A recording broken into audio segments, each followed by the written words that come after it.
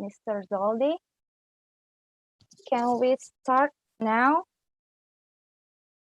I think we can start now, or we want to waiting 5 more minutes.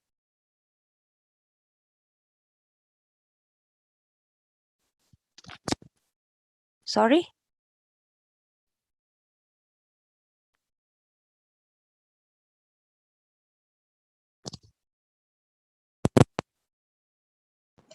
Sorry, Mr. Zaldi.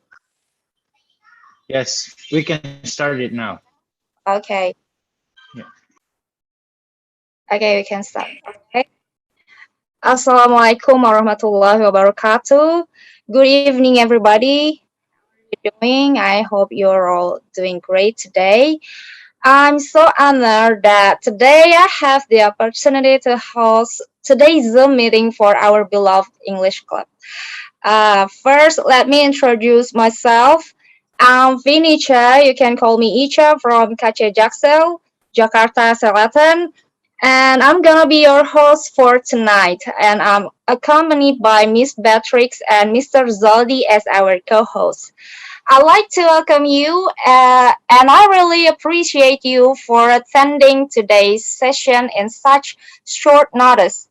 But before we come to the topic, I'd like to inform you that since the English Club was officially stated as one of the community of interest of BPJS Kesehatan on August 2021, now we have more than 500 members from 140 branch offices all over Indonesia.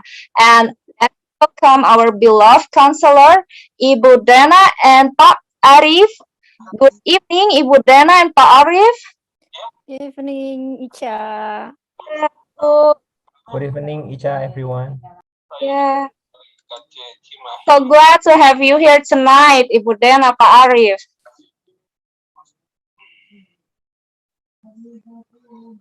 Okay. First, let me introduce you to our great speaker today. Please give a warm welcome for Miss Ivana Theresia, MSN from Stikes Suaka Insan, Banjarmasin. Good evening, Miss Ivana. How are you doing today? Good evening, Miss Icha. I'm fine, thank you. I hope also you are also fine. Great to hear that. How should we call you, Miss Ivana? Miss Ivana, Iva? Yeah, everyone can call me Miss Ivana or Ma'am Ivana. It's okay. Okay, Miss Ivana then. Miss Ivana, born in Palangkaraya on July 23rd, 1984, finished her nurse profession in Stikes Suaka Insan on 2009 and master degree in primary healthcare from St. Paul University, Philippines on 2012, and now still lecturing at Stikes Suaka Insan on nursing major. She is interested in adventure and science fiction movies, drakor also, book and cook. She also can speak Dayak and Bahasa Banjar, fluent in English, of course. And some of her research that relate to community service are counseling regarding the new normal or new normal during the COVID-19 pandemic in Banjarmasin in 2021, COVID-19 education in regional language in 2020, and counseling regarding diabetes mellitus in 2019. Wow, marvelous, Miss Ivana. Okay, before we start, let me inform you two things, Miss Ivana. First, we are going to have interactive discussion or question and answer after the session. But if you have another option to discuss or prefer to have it during the session, it's all right. It's up to you. And second, in the end of the meeting, we will ask you to choose two best participants. That based on their question or liveliness in discussion. Is it okay? Yeah. Yes, Miss Icha. Okay, I understand. Thank you. Okay, thank you, Miss Ivana. Okay. I'm sorry.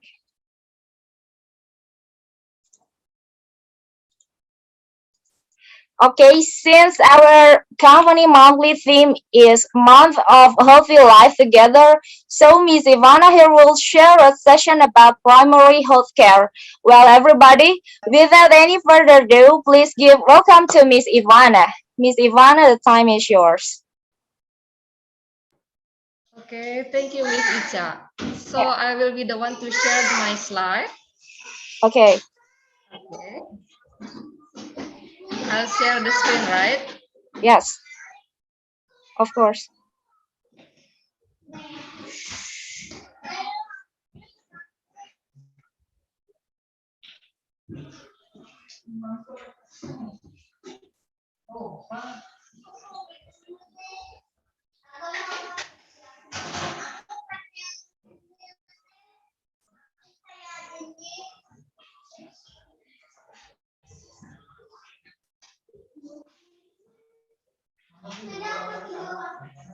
You can start now, Miss Ivana.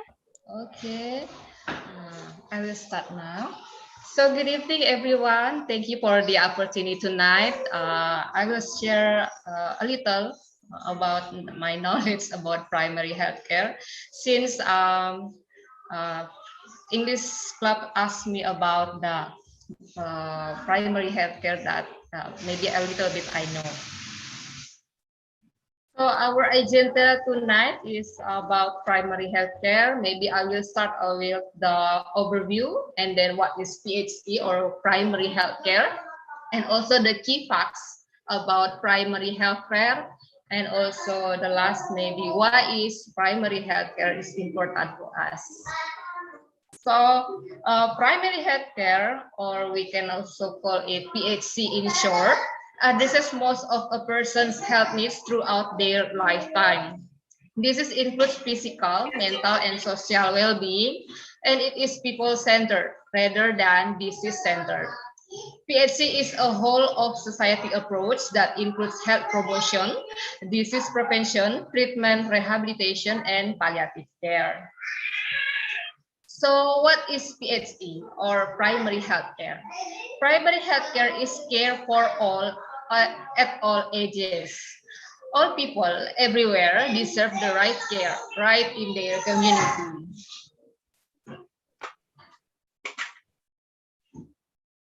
Also, the key facts about the primary healthcare that is about 930 million people worldwide are at risk of falling into poverty due to out-of-pocket health spending of 10% of more of their household budget. And then scaling up of primary healthcare intervention across low and middle income countries could save about 60 million lives and increase the average life expectancy by 3.7 years by 2030.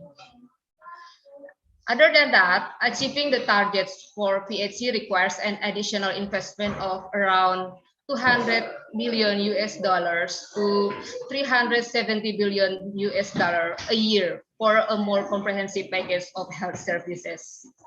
At the UN or United Nations health level, UHC, it is Universal Healthcare meeting in 2019, countries committed to strengthening primary healthcare. And then WHO recommend that every country allocate or reallocate an additional 1% of GDP. GDP is gross domestic product to PHC from government and external funding sources. So why is primary healthcare important? PHC is the most inclusive, equitable, cost-effective, and efficient approach to enhance people's physical and mental health, as well as social well-being. Evidence of wide-ranging impact of investment in PHC continues to grow around the world, particularly in times of crisis such as COVID-19 pandemic. So there are three strategic areas of work to strengthen PHC worldwide. This is my reference from WHO ENT. Number one is providing a one-stop mechanism for PHC implementation support to member states, tailored to country context and priorities. Then the second is producing PHC-oriented evidence and innovation with a sharper focus on people left behind. And the last one, promoting PhD renewal through policy leadership, advocacy, and strategic partnership. That is from WHO. Now, how about overview of primary healthcare system in Indonesia? So Indonesia is facing a triple burden of healthcare problems due to the ineffective control of infectious diseases such as malaria, multi-drug resistant tuberculosis, dengue fever, and other infections. Also, the second, the rise of chronic diseases into the list of top five catastrophic disorders in the country, leading to what is that? Increased risk of metabolic disorders such as diabetes mellitus, hypertension, and then dyslipidemia and also cancers. This is the addition to cardiovascular problems, trauma, and injuries. And then the third, the emerging diseases such as polio and diphtheria due to the challenges in the distribution and scope of child immunization and risky cultural attitudes. Then also during 2016, Indonesian government spending on health meet the target stipulated by Health Act number 36 of 2009, which is 5% of state budget. However, this proportion is still very low, given the complexity and disparity of health problem facing in Indonesia. As a result, the government contribution to public health expenditure is limited, and the proportion of out-of-pocket expenditure is relatively high. Significant levels of poverty occur because of households are faced with catastrophic expenditure on healthcare. So what we can do to evaluation of PHC policies or primary healthcare policies. So the Indonesian government has undertaken several initiatives to strengthening these primary healthcare systems. So the four main areas of Indonesian government suggested by WHO is universal coverage reforms. This is to improve health equity, and then service delivery reforms to make health system people-centered, and also public policy reforms to promote and protect the health of communities. And then the last one is about leadership reforms to make health authorities more reliable. And we can also discuss about there are two systems of PSC delivery in Indonesia, namely the public and private sectors.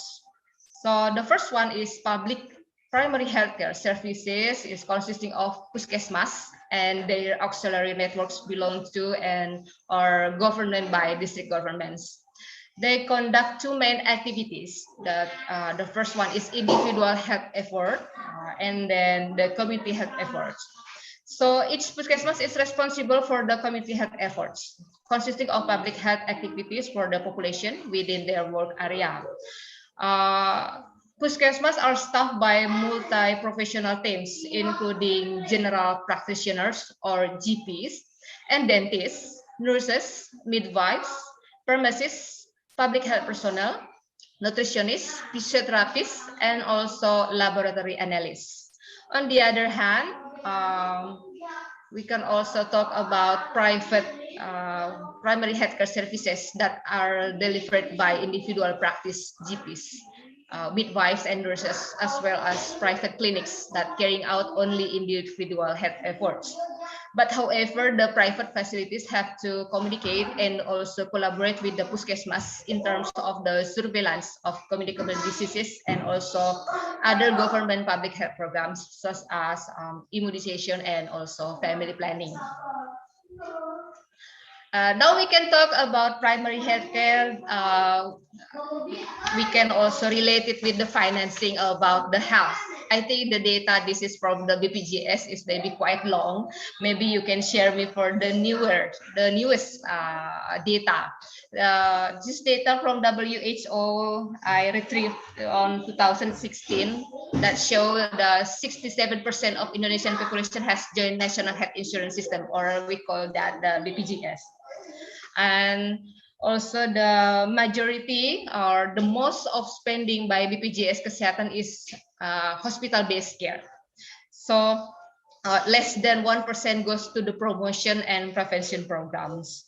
So we can call that maybe primary healthcare not really known by the Indonesian population, right?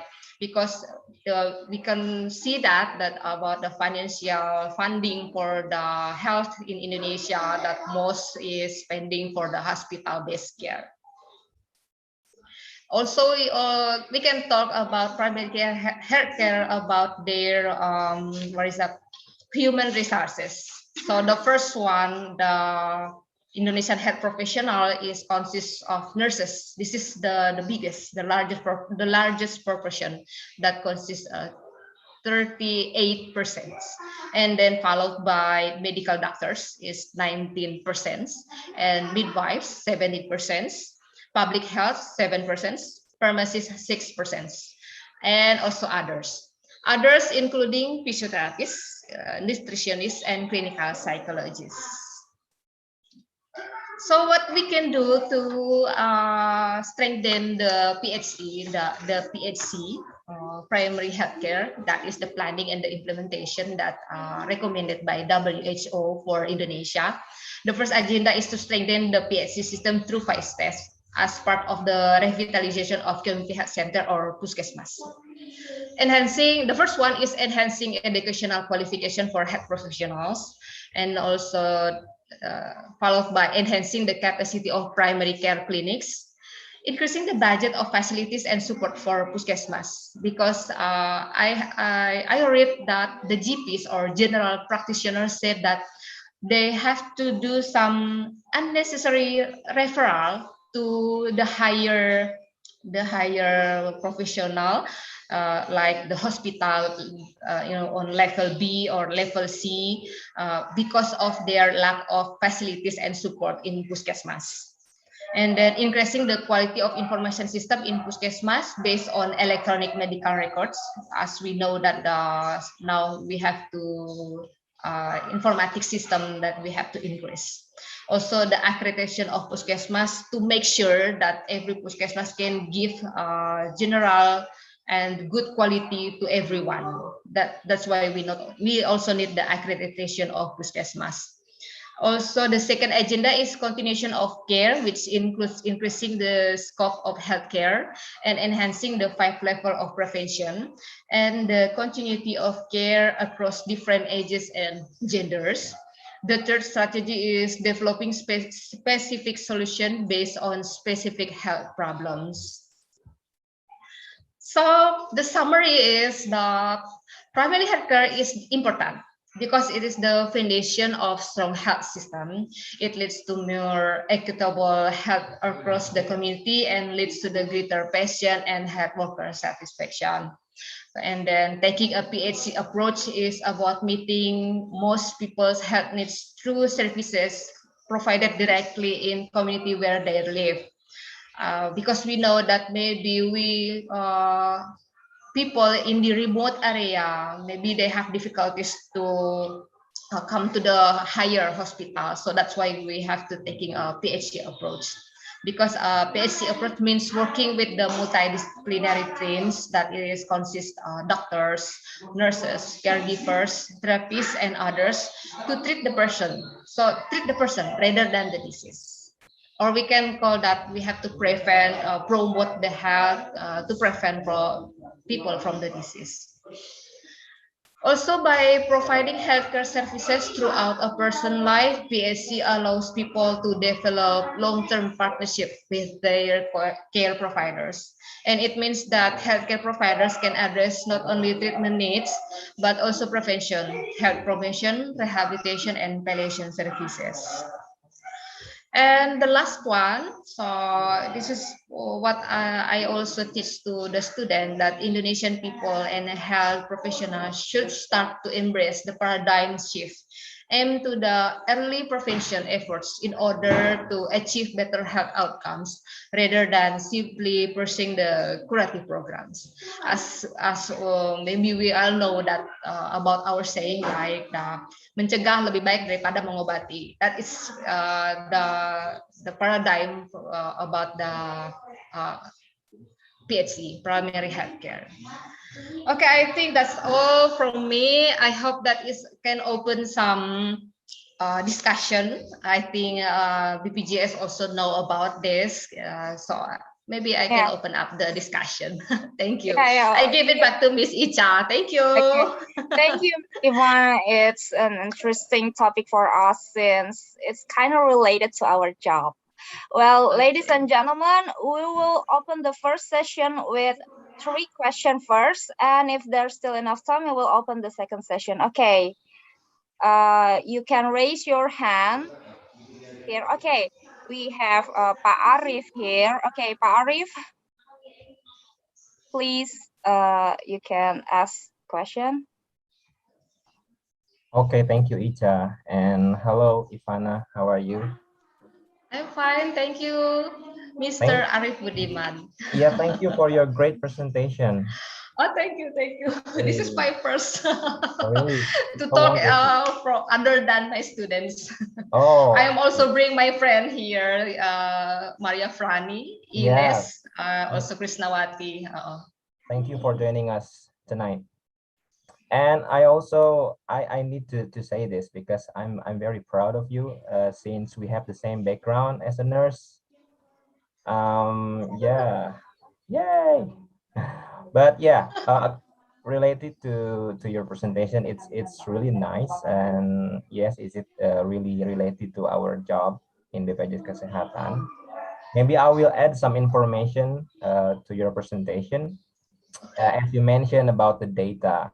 So now as of 2021, we have reached 82% of Indonesian population who already participated in JKN. Yeah, it's in 2016, maybe it's still 67 yet, but now it's already reached Increase, almost, right? yeah, Okay. 85%. Wow, that's And good. yeah, and also this topic is really interesting because talking about the primary healthcare, it's really a huge problem in our country. Since I don't know, maybe you can share also about if I'm not mistaken, you took your master in Philippines. Is that correct? Yes, sir. Can you repeat again, sir? If I'm not mistaken, do you took your master in Philippines? Yeah. Yes, maybe you can share also how the primary healthcare conduct in the Philippines. And also, About what, sir? oh, you my voice is not clear, Icha.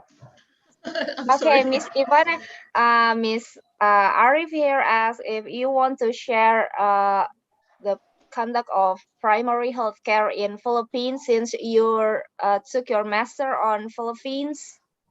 Okay. Yeah, Yeah, yeah, you can later. compare the primary healthcare in Philippines and in Indonesia maybe. Right. Okay. And Okay. Yeah. one more thing is about the you mentioned about in Indonesia the healthcare is centered in hospital centered. But actually, Zali, can you share the slides? Actually, based on the data, the most highest utilization is from the primary healthcare. As you can see here, the blue one is the utilization in primary care. Let's see in 2019, the utilization or the cases in primary care of the JKN member is reaches for 180 million case. That's the highest cases actually. Compared to the hospital, the orange one, it's just only 84.7. The yellow one is the total. But yes, if we talk about the financing, it consists of 80% almost to the hospital. But when we talk about the utilization, kasusnya, the highest is in primary care. I think that's all. I just want to add this valuable data. Maybe you Okay, can thank you, sir. That is also. the newest, right? Because Yeah, my data is last 2016. Thank you for yes, that, sir. yeah, and maybe I want you to share about your experience in Philippines about the primary healthcare Okay, compared to okay, okay. Indonesia. Thank Yeah, you, okay. Ivana, and Thank thank you, you, sir. Icha. You're welcome, Pak Arif. Okay, Miss Ivana, you want to So answer? we just answered the question. Okay. Okay. So the primary healthcare in Philippines, they have also we call here puskesmas or health center for the community. They call that in their language, it's barangay health center. But barangay health center only consists like no GPs or nurses or midwives. It conduct by what is that, volunteer health worker, or we call that in here kader kesehatan. That is no health health education or like no education about health before. They just train. Yeah, maybe my friend, Ma'am Ines Dawo or Ma'am Maria Frani Ayu. They are because I am graduate on 2012, right? So my friend, the newest graduate from Philippines is Ma'am Ines Dawo and also Ma'am Maria Frani. You can share also, Ma'am. Miss Ines Dawo and Miss Maria, can you share your experience to us? Are you there, Miss Ines Yes, and Miss Maria? yes, Miss Icha. Yeah. Probably Miss Maria, I will go first to share my Okay, Miss Ines. experience. Okay, Thank you you can so much. share your experience here with us. How about the experience in a master degree on Philippines? Okay, thank you, Miss Icha. Just like Mom Ivana said a while ago, there is a barangay health center there, but there's no health workers in barangay health center. But actually, it has a benefit also. There is the population there more independent regarding their health maintenance. And then also, it also has an issue when we talk about legal aspect because they are not really capable to make medical decisions because they don't have enough education to conduct the medical implementation for the populations there. And then I also joined in one of the community there in my previous university. We have the place to conduct the community service there. We call that in Laguna. Actually, it's in the South Manila, and there we can find many nursing students and then the doctors also, the physical therapy students, the dentists, they work together to build the community. So in 5 years, our university already have an MOU with the population, the community there or the local government there. So we have to build the community in terms of their health issue there. And then when we help the community, of course, we use their potential by raising their ability to be more active with healthcare seeking. And we can provide the information and work together so all the people there become more independent. Compared to Indonesia, we have puskesmas. And I think the health workers in puskesmas already use their effort so much to promote uh, the health promotion to the people or to the community in Indonesia itself. And then they use also social media, I think now, so we can see many health informations there. And then also our Department of Health use that also. And I think that's the comparison also between Indonesia and the Philippines. And the reason why in the Philippines they use the volunteer to work because some of their health professionals, after they graduate, they choose to work overseas. That's why the number of the health workers there are decreased because of their way of life. They choose to work overseas. Just like that, I would like to share, Mom, Miss Icha. Probably Miss Maria could add some points here. Okay, interesting. So they don't have uh, general doctor there on primary healthcare. Yeah, because the general practitioners or midwives or nurses, they prefer to stay in the hospital, public hospital or private hospital or on clinics, private clinics, rather than the barangay health center. And also they choose to work abroad to make some dollars for their living like that. That's why there are no practitioners, healthcare practitioner in their barangay. Uh, okay, so different from primary healthcare in Indonesia that has general practitioners. The primary healthcare is based on a community. Yeah. So the Uh-huh. community. So my experience on 2010 to 2012 is one nurses can on one barangay only as the consultant. So if they need some referral, so the nurses can give some advice, but then the community can do for themselves. And if they need to go to the hospital, they just go to the hospital in the other city. But they try to like you can call finishing their self, so they don't depending on the government like that. Yeah. Okay. Maybe we can. Okay. Everybody, are there any other question to Miss Ivana here related with primary healthcare? You can raise your hands. Okay. I see Miss Nancy and Miss Made Juliandari. Miss Nancy, you can ask Good question to evening, Miss. Felicia, and Good three evening, of Miss Nancy. and good evening to three of our speakers, Miss Ivana, Miss Ines Davo, and Miss Maria Frani. If I've got the opportunity to ask, Yeah, uh, of course. actually, I have two questions for tonight.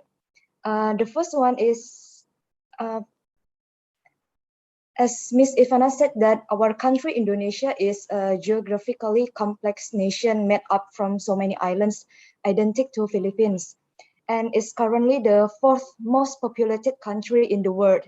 So primary healthcare in our country becomes the key point or the fundament to actualize the equitable health services and access.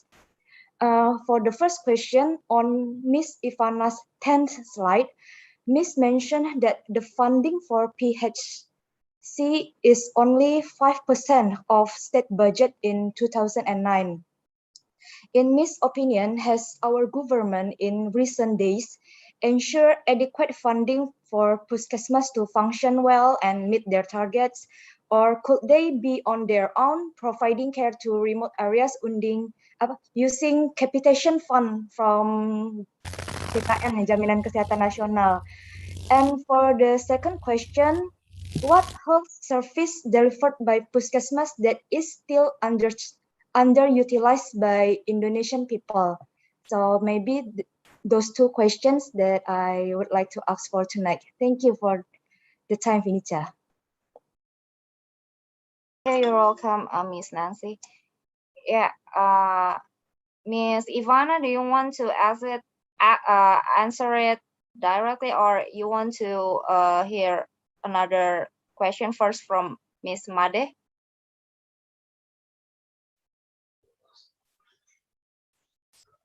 I would like to repeat the question from Miss Yes, Nancy. Nancy. To make it clear, right? Okay. Miss Nancy wants to know about the why is the 5% of state budget. No, because from Miss Slide, you mentioned that the funding is only 5% of state budget in 2009. So I would want to know Miss opinion in recent years. Does the government funding for PHC is already enough adequate for them to function well, and are they mostly operate by using the capitation fund from Jaminan Kesehatan Nasional? I'm sorry. Yeah, and then the second one is about. For the second one is I would like to know if there is still any health service that delivered in Puskesmas, but still underutilized because mostly maybe Indonesian people still don't know about this service, or maybe we tend to, for example, Miss Ivana said that some Puskesmas has nutritionists, but we mostly go to hospital or to clinic, beauty clinic, if we want to have a consultation for nutrition and for diet balance. So is there any service that is still underutilized in Puskesmas? Thank you. Okay. Oh, okay. Okay. So for the first questions about the health budget, I think that because the one that I mentioned before, that we still disease centered, right? About the prevention and also the promotion is a little, because maybe we know that people that goes to the puskesmas, maybe they just go to the puskesmas and they have to ask the referral letter to a higher hospital, right? And then I think that is why is the about the health this proportion is just a little, because the proportion for diseases is higher, right? This is my experience in when I work in the community here in Kalimantan Selatan. So when I ask the people, if you are sick, you will go to the puskesmas just for like asking for medicine, right? Other than asking the consultation about the healthy.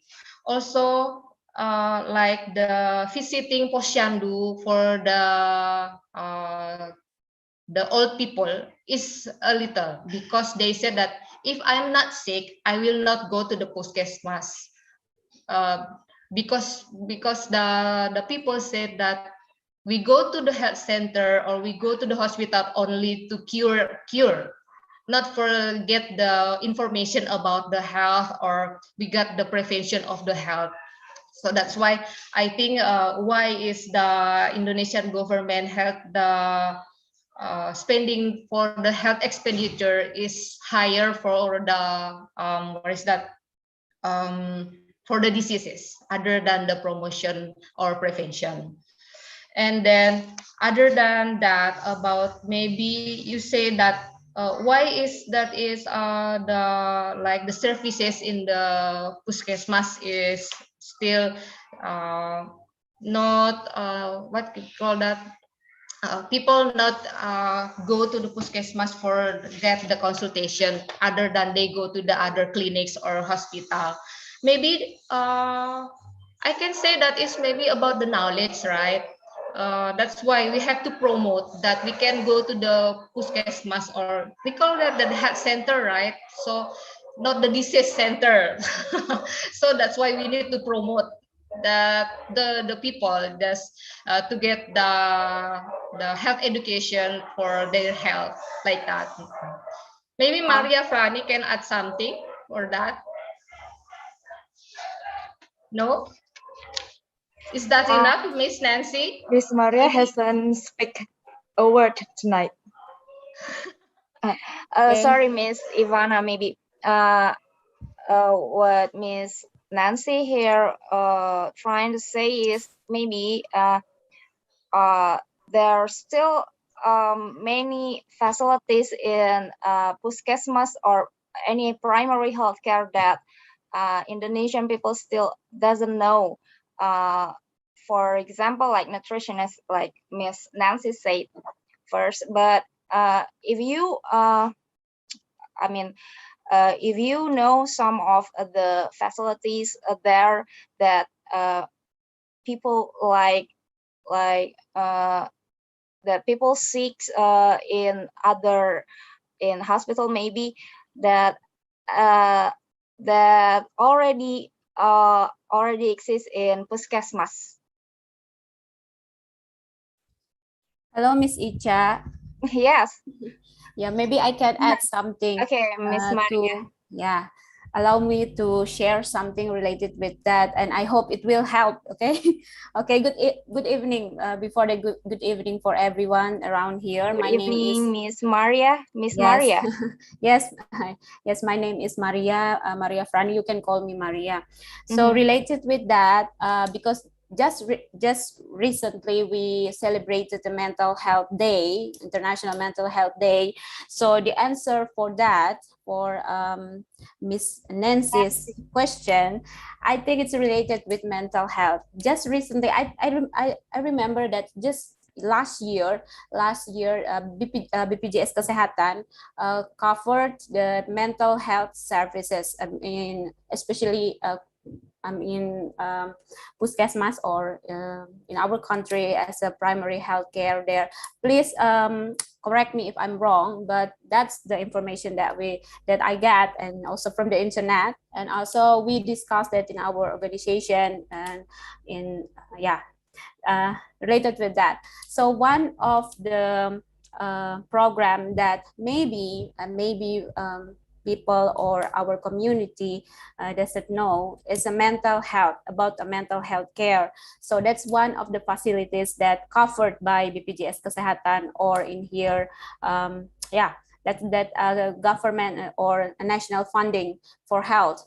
So that one, ma'am. I don't know the exact number, but maybe we can check that later, or maybe Mr. Arif Budiman will give us some sneak peek about that one. Yeah, I hope that that will answer the question, Miss Icha. Okay, thank you, Miss Maria. Okay, Miss Nancy. Maybe you have Oh yeah, I think that's enough. Really complete. answer. Thank you Yes. so much. Okay, thank you, Miss Nancy. Next we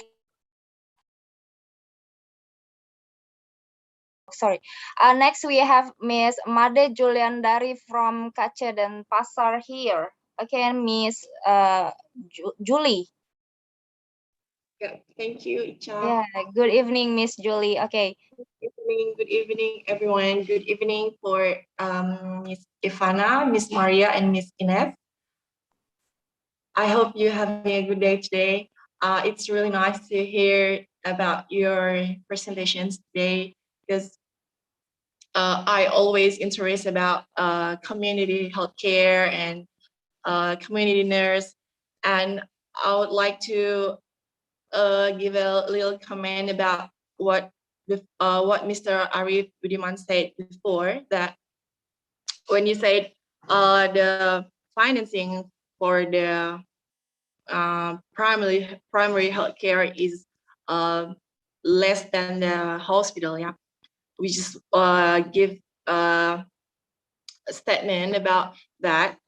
For this kind era, in this time, the primary healthcare is more costly than the hospital, because as we know that we pay for the capitation. Yeah, we pay with capitation method, and for the hospital, we financing with per services or per treatment. So if for the people in primary healthcare, even they're not coming to the Skesmars or to the general practitioner, but we still pay for that. That makes it more expensive than the hospital. But still, if we look case per case, like if people come to the hospital for cancer or for the heart operation, something like that, it might be cost like 100 million. So it will looks like more expensive. But if we count that, primary healthcare is more costly than hospital. And as you mentioned before, that our society are not much know about the primary healthcare. But in my opinion, our society knowing about primary healthcare, they know that they live close to the puskesmas, they live close to the clinic, but the perception, just the perception of our society, they still think that if they are sick, they have to go to the hospital. They have to go to the emergency room.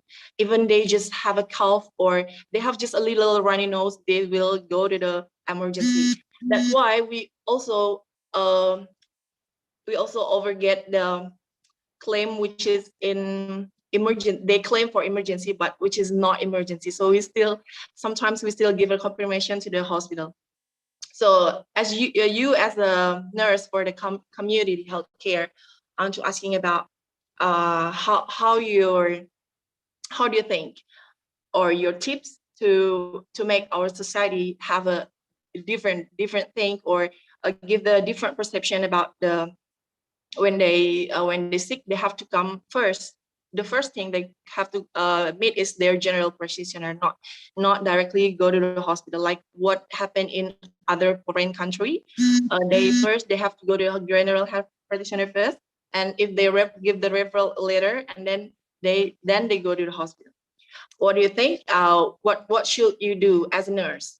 And then the second is, we are in this JKN era, give a very wide opportunity to the puskesmas and other primary healthcare who want to develop and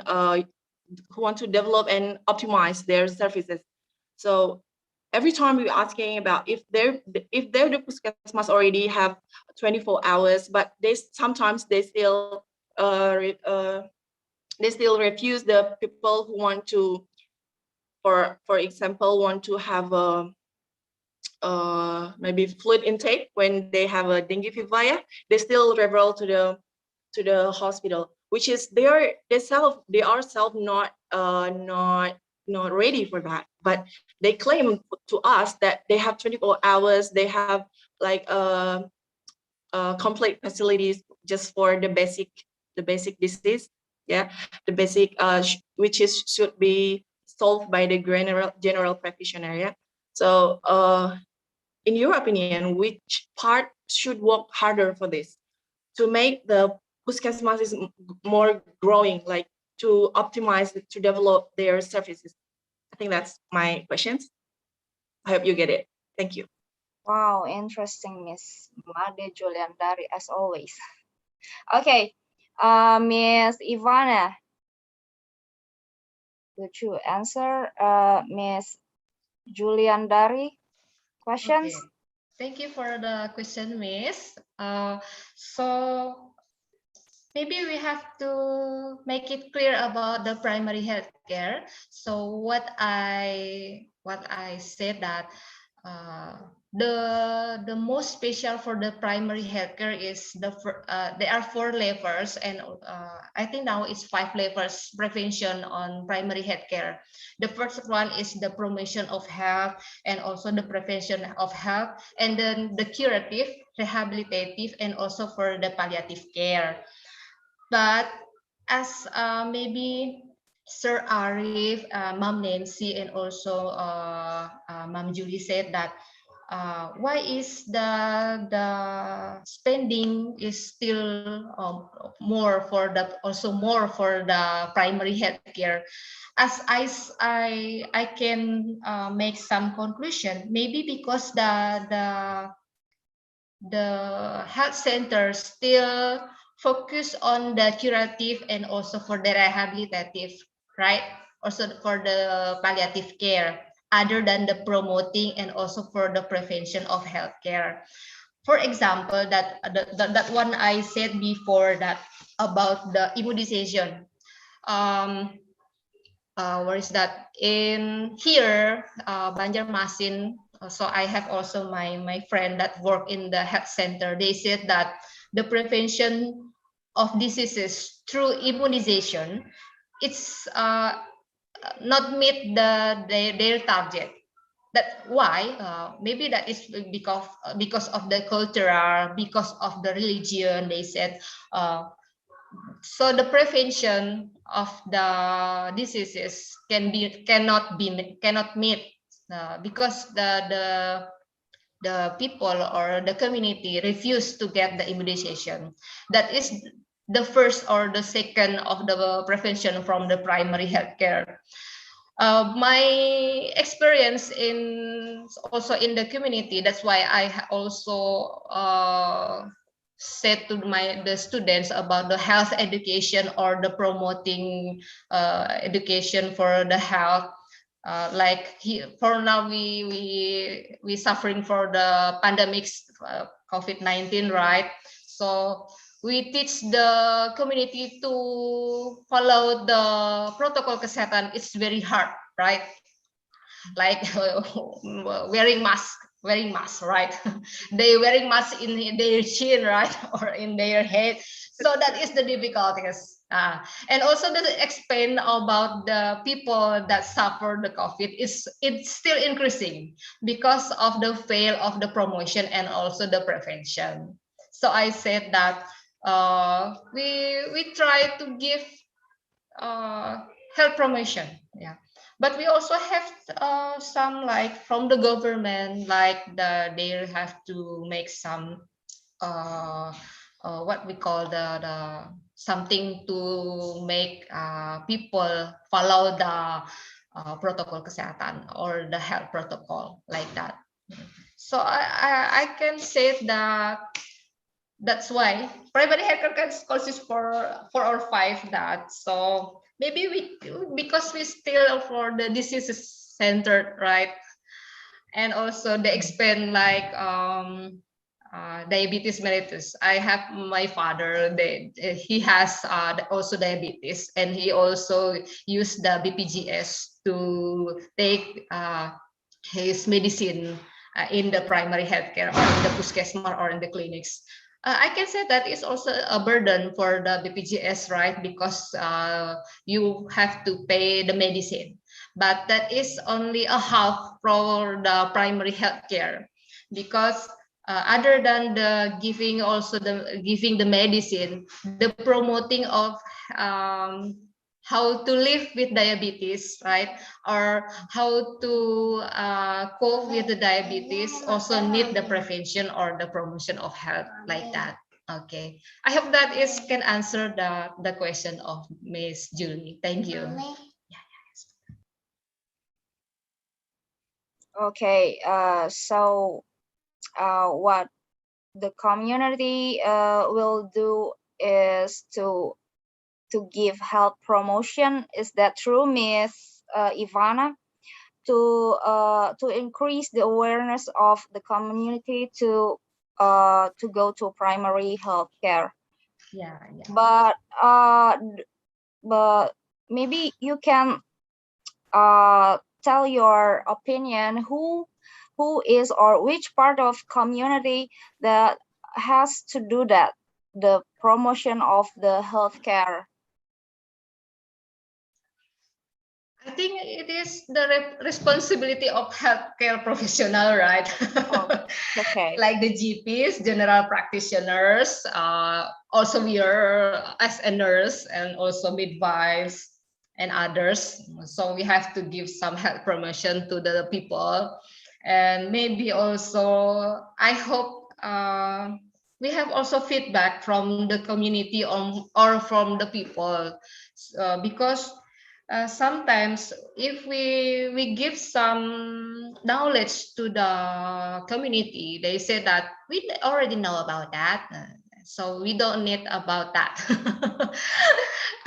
As my students said that, ma'am, we teach the what is that, the community about the good of the goodness of what is that, maybe about the diabetes mellitus, that don't eat glucose like rice, and you have to eat something like uh, what we call uh, potato like that, and then they said that this is my life, so you cannot what is that? You cannot teach us Yeah, yeah, for so that. it is depend on the community also. That's why I also make the conclusion right in my PowerPoint that Mhm. that Indonesian people and health professional that should the paradigm that early prevention is also important than go to the hospital Mhm. only when they are sick, like that. Okay. Yeah. Okay, Miss Made Juliandari. Okay, thank you, Icha. Let me give a comment, give a last comment for Miss Ivana and team. Okay. Thank you for the answer about my questions. What as you said before, if someone you tell that they will answer you, I don't need that. I don't need that thing that's typically our society. You know, that's really hard to maintain for Indonesian people. I know. Okay, I have last questions for you. Sorry. In this COVID era, do you have special treat to do the health promotion? As we know that we can't what you call kumpul kumpul, we can't be in the groups, right? Or you do it Zoom meeting or anything. Please let us know about what you do in your health promotion in this pandemic. Thank you. So I'm doing about the health promotion. So because we cannot do that face to face, that you mean, right? So like now, so you can say that now I am doing some health promotion that we have doing the health protocol, wearing your mask, wash your hand like that. So I can use this platform, Zoom meeting. Yeah, I'm already doing that with the students. Also, I have a video in YouTube. We make that in the language. Here is Ma'am Krishnawati. We have a language, ma'am. You can visit our YouTube. I promote now. You can visit our YouTube and you can see that we have some health education through YouTube using language. So Ma'am Krishnawati using Banjaris, I think Ma'am Chris, yeah. And then I am from the Dayak, and also my college doing with Sunda and also with Java language. That's why also we can do that through the technology from now on. Yeah, that's I think that's all. So you do the health promotion with any kind, I mean, like in many language with many platform like social media. Yeah. That's good. Thank you. Okay, we have Mr. SP raising his hands. Okay, Mr. SP. Hello. Thank you, Good Vinica. evening, Mr. SP. Good evening. Hello, Miss Theresia and the others, Miss Hello. Maria and the others. I'm so sorry. I have some issue about my connection, but they can go to the hospital directly without go to the first facilities health. But the consequences is they have to pay for it themselves. So it means there is no insurance from government in Philippines You can explain to me maybe it because I'm so sorry. I have a bad connection, so I didn't listening well about your explanation. And the second is, if so, it means there is no referral system in Philippines, right? So because they can go to hospital directly. So how about referral system in our country? What do you think about that? And as as a lecturer, do you have any suggestions to our government, especially to BPJS Kesehatan about this referral system? Because you know, referral system in Indonesia, people always think it's really it's really hard to do that, and you know, it's a big complaint from the our customer, because they think it's so hard to do that because we don't have a time go to the puskesmas, or we don't have a time go to the a clinic. So what do you think about that, and is there any suggestion for our government to fix that? And the last about, if I'm not mistaken, your presentation said about the GDP must allocated 1% to HCP. So if I don't know about the data, but in Indonesia, but I think it's not enough. So what we have to do? What we have to do to make this? We to make this as advice from the WHO. Maybe that's all. Thank you. I'm so sorry if you answered my questions before I asked you. Thank you so much. Okay, thank you, Mr. SP. Okay, Miss Ivana. Okay, thank you, Mr. SP. Okay. Mama Ria, this is the one that we discussed before. In Philippines, they don't have the like the GKN or public health insurance before 2019. Yeah, they just have their insurance that called Pill Health. Pill Health, it's on 2019. So just 2 years, 19, 20, and 21. So that is only 2 years of Pill Health for all Filipinos. And but before they have like some, what we call that, Maria, private insurance, the same as in Indonesia. We have private insurance other than BPJS, right? So that's also the burden for the Filipinos, or they in the Philippines, that they have to spend more if they are sick, because they don't have the universal insurance. They just have to for the referral, because that's I said before, because I'm staying in Philippines for 2 years on 2010 and 2012, and from that they don't have the insurance. They only have the public insurance. They just start it on 2019. Maria, Franny, or Ines can add something maybe about this pill health, I think, because they have experience, I think, about the pill health.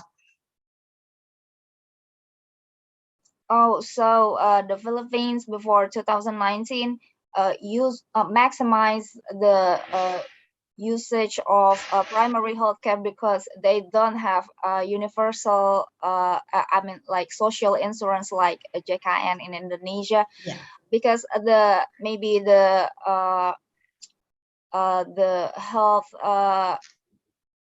for the health insurance is the health private insurance in Philippines is cost more money on their daily basis, so they maximize this primary health care and at their community before they're going to the next level of healthcare. Yeah. And then other questions about the what we can do, right, to maximize the the referral system, right? Maybe that's also our job again as the health professional workers, right? To promote and also give the health education to the community. I'm also give the health education for the community that if you have an like fever or you have influenza or you have diarrhea, you, you can go to the only to the primary healthcare as puskesmas. Don't go to the emergency um, uh, like uh, hospital level A maybe because that is tertiary healthcare facilities already, right? But so we can maximize the primary healthcare. So now we can do is also back to the health education and health promotion, I think. Yeah. And the second question from Mr. SP, if I'm not mistaken, is about GDP, something related to the GDP. Right, Mr. SP, if you want to, hello, Mr. Yep, SP. yep, yep, Mhm. yep. I read on the presentation. According to WHO, we have to allocate it 1% to PHC. So, what do you think? Is it enough or not? Or not? How about in our country? Because our country is so big. So, what do you think? And we have a lot of citizens. So, is it Yeah. is it enough or not? So, and what we have to ask the government for this allocation. So maybe we can do maximize that the what that I said, that how to promote and also the giving the health education for the community, I think, because the expenditure for the financing for the health care still in the disease center. So for the primary healthcare, for the only for the health promotion and health prevention is maybe just limited.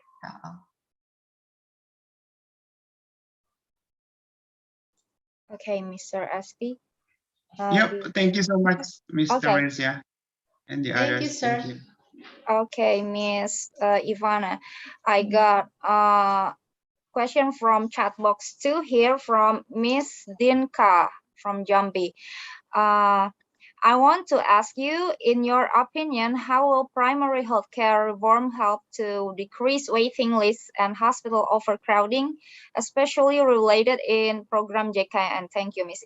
Miss Ivana, you can also see the chat box if you don't get what I said. Okay, I read that questions about how to reform to decrease the waiting list and hospital overcrowding. Um, I don't know what the problem is, right? But maybe we can call that the overcrowding because maybe the uh, based on my experience only, right? Here, our tertiary healthcare facilities like Central Hospital Class Level A or Level B is like Rumah Sakit Ulin, right? Sir, Ma'am Nines and Ma'am Maria, and also Ma'am Chris. We have Rumah Sakit Ulin. Rumah Sakit Ulin and also Rumah Sakit Ansari Saleh. That's two in Banjarmasin. As the what is that? The referral, the high level, the referral for whole South Borneo. So in Banjarmasin. So maybe I can say that we have also overcrowding patients because maybe the consists of bed and then the medical doctors not enough to everyone, right? I think that we can do this is because depend of their diseases, right? because Yeah. like cancer, or they Mm-hmm. have to go to operate, maybe they have fracture, maybe they have some cancer like that, so they have to go to the higher level, right? So that's why the overcrowding happens. So we need, maybe we have to add some More adding facilities. hospital and Because also it, bed. I think that is yeah. the problem, right? But maybe we could also make the referral system also, not every diseases have to go to the higher level, right? So maybe that is also for the standard operating procedure in primary healthcare, also in the tertiary level or in the secondary level. I think that is maybe for the management purpose only. Yeah. Okay. Okay, Miss Ines Okay, Miss Ines. here. Yes. Okay, Please. Miss Icha and Mom Ivana and everyone. Probably I would like to put some points here with the questions from Miss. Sorry, I would like to check first. Miss Dinka. Actually, this is I remember this is one of the studies of our students regarding the waiting list of the patients in BPJS. So we found some points there. The problem is with the healthcare facilities. Actually, there are some points. So the problem are healthcare facilities, the first one. We have to increase that. And then also the hospital or the health department should review again the framework, a new framework to be established by the hospital to see to arrange the patient. So the framework services, the framework service already established, but some of the patient are not understand with the framework. And I think we have to again educate the patient with the framework there. And then also, like Mom Ivana said a while ago, we have to add some formations for the health professionals. And you have to put some doctors who have a specialist, uh, who have the specialties there, and then create the new framework there. And that actually there are still many facilities that we have to improve. So that's the problem also, to reduce the waiting list in the hospital. Okay, I think that's the point that I would like to share. Thank you, Miss Ines. Thank you, Miss Okay. Ines. Hello, Miss You're Icha. welcome. Yeah, Can I of add course, some? Miss Maria. Of course.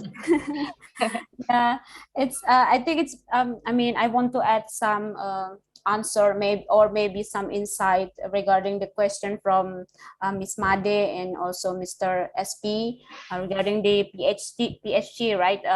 Primary healthcare in here. The bottom line or the highlight in here, it's about the community or people power. That's something we learn from the Philippines as a country. They really develop their own country by this one thing called people power. So it's come from the community and processed by the community and go to the community or something like that. It also related with our own nation, right? We work for our community and process through the community and for our community as well. So the bottom line in here, once again, is the community. We need to strengthen the community. And also, like Miss Made said before, how to, I mean, the question is about how to strengthen the community. It's to work together. So this is one of the message also that we discussed in Mental Health Day. I think back in the days. Yeah, it's about the working together. It's not only the health professional as the one who taking responsibility for all of this, but also the community. And for our community, we have what we call as kader. Kader. This is one of the potential that we have in the community. We need to work with them, and people who work in primary health center like Puskesmas, they really use kader as a way to help people in the community to strengthen their health in their giving the health promotion, and of course kader get the knowledge from health professional like nurses and also doctors. So that's the point here. And also for the pill health, yeah, that's the name for jaminan kesehatan that I mean the universal coverage, health coverage that Filipino or the Philippines has, and it's signed by their presidents just recently, like I think 2 or 3 years ago. And I think we must really we must be proud with our country, because we have that JECA, and that really covers and work really well for our country compare than the other countries, especially in the Philippines. And yes, in our country, I think, yeah, it's cover all. And the last question is from Miss Dinka, right? It's about how to help patient and reduce the overcrowded in the hospital. I have three solutions for that. Not three solutions, but it's based on our discussion. First, it's categorization. I mean, in categorization of the disease, I think our government by BPJS Kesehatan also doing this categorization of the disease. So we categorize each patient. In emergency healthcare, we know this thing called triage, right? So it's categorization of the patient. So you need to treat patient based on their disease. So that's the number one. And next is distribution of the patient. So not only one health center work on that, but also you need to build some facilities to help that one. And the third one, the last one, is to strengthen the community. So this is, I mean, us as a people. So we need to strengthen our community. So that's, I mean, from me. So I hope that answer the question. Thank you, Miss Inka. Okay, thank you, Miss Maria, Miss Ines, and Miss Ivana. Okay, we have Miss Krishnawati here that I don't see before, that have raised her hands. Okay, please, Miss Krishnawati. Okay, thank you very much. Hi, everybody. Good evening. Hi, Miss Krishnawati. Good evening. Good evening, ma'am. Hi. We are. I love you, Ma'am Ivana. I mean, we are very appreciate that you present about PHC. Hopefully, this open our mind about the PHC in Indonesia. I just would like to emphasize, ma'am, about our rule regarding the PHC in Indonesia as a lecturer. I got one of the idea from our discussion. Some of idea is about the rule of our lecturer as a researcher. This is very important to give the government the data about how the PHC problem in our society. And also the second, how to expanding the performance of the puskesmas or PHC, really difficult, but we need to collaborate with the another cross sectors and also regional corporations. So our science about the how to interprofessional collaboration is to be applied in this PHC. That's only. Thank you so much, Ma'am Ivana. We really appreciate your presentations about PHC in Indonesia, and also comparing that with the Philippines PHC. Thank you so much. Thank you so much for the English. Thank you, ma'am. Thank you so much for your Okay, support. Miss Thank you. Krishnawati. Okay, it's already 20 minutes past 8. Maybe we have 10 minutes more to have one question, or do you have another